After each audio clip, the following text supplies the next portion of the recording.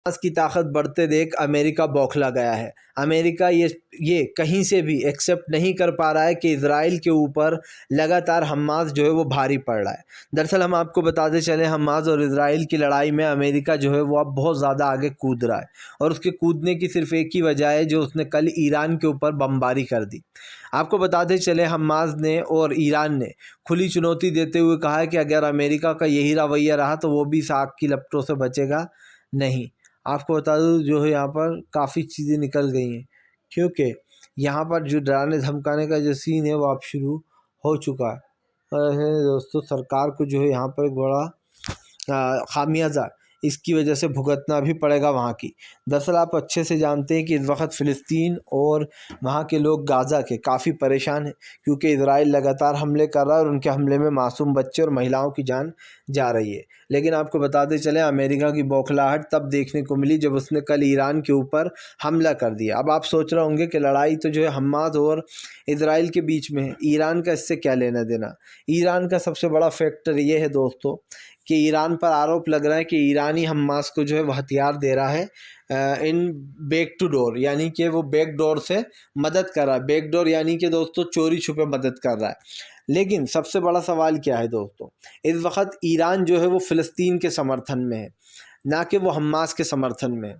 आप हालांकि ईरान के ऊपर ये हमेशा आरोप लगते हैं कि वो संगठनों की मदद करता है, आतंकवादी संगठनों की, लेकिन दोस्तों आप समझिए इस वक्त इज़राइल से बड़ा आतंकवादी मुझे कोई और नज़र नहीं आ रहा है। इसका सबसे बड़ा रीज़न क्या है?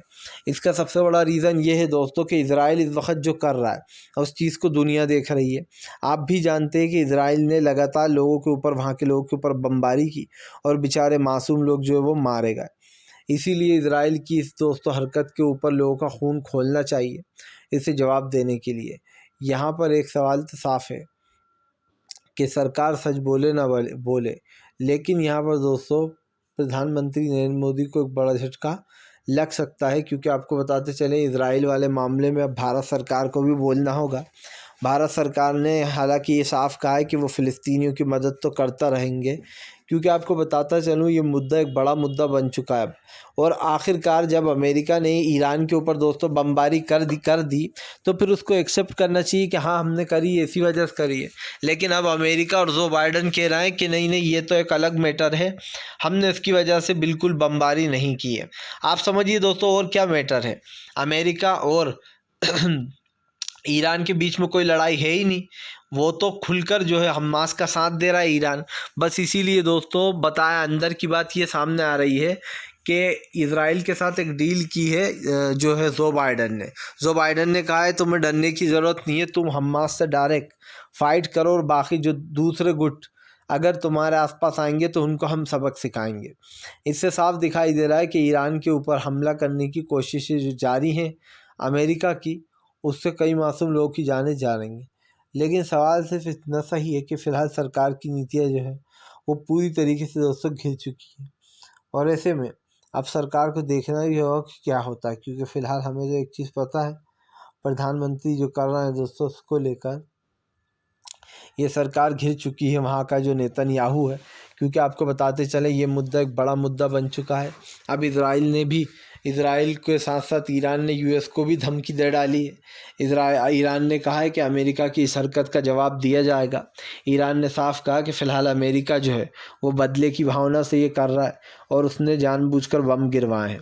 आपको बताते चले दोस्तों, हालांकि ये बात तो वो एक्सेप्ट कर रहा है कि हाँ उसने धमाके करवाए, क्योंकि अभी जो बाइडन ने एक दिन पहले एक जवाब दिया था जिसमें उन्होंने कहा था कि अगर हमारे सैनिकों को हाथ भी लगाया ईरान ने तो इसका अंजाम भुगतना होगा। लेकिन दोस्तों आप समझिए इसका अंजाम भुगताने के लिए ही बम गिराए गए हैं, और इससे एक चीज़ तो साफ दिखाई दे रही है कि फ़िलहाल अब देश युद्ध की तरफ बढ़ रहे हैं, तमाम देश दोस्तों, क्योंकि यहाँ पर सबसे पहले हमास और इज़राइल में लड़ाई शुरू हुई।